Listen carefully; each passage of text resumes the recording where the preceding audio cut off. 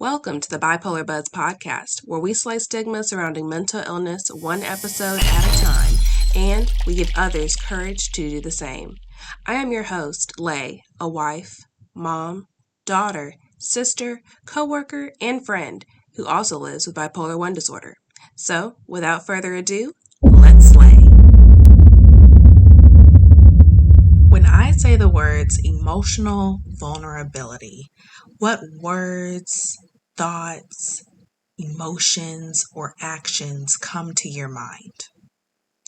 If you think of emotional vulnerability as a weakness, you probably operate off of a definition similar to this one.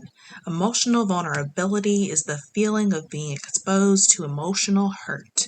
So when you are vulnerable about your emotions, you risk experiencing emotional pain like rejection, shame, inadequacy. Cognitive beliefs about emotional vulnerability are likely largely shaped by our early experiences, and maybe you've tried being vulnerable before and you were met with invalidation.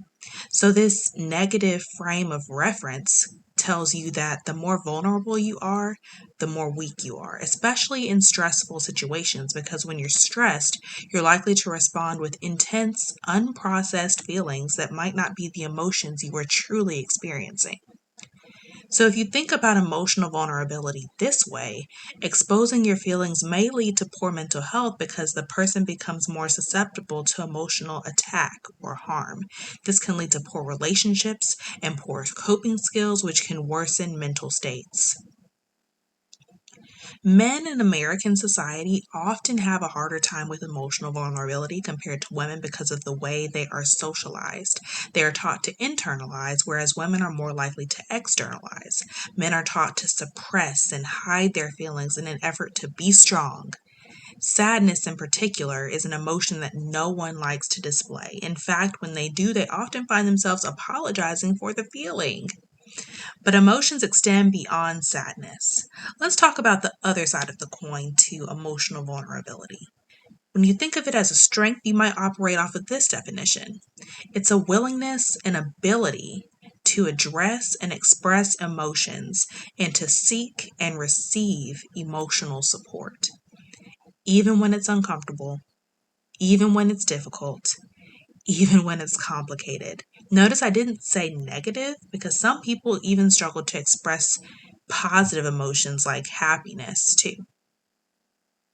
So, to develop emotional vulnerability, you have to start by looking inward, increasing your self awareness.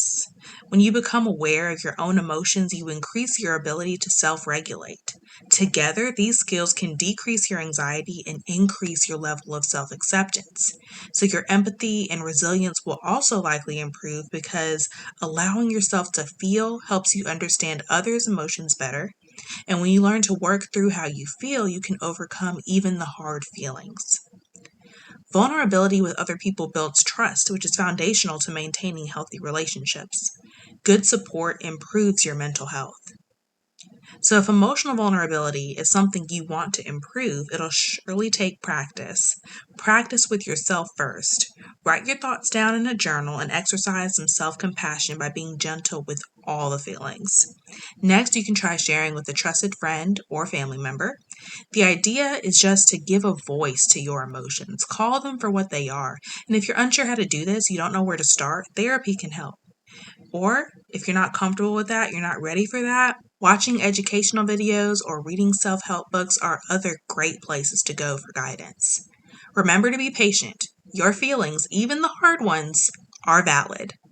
Thanks for listening. I'm Lay, and that's the buzz. Thank you for listening to this episode of the Bipolar Buzz podcast, where we have the courage to slay stigma. If you like what you heard, be sure to subscribe for more and share with a friend.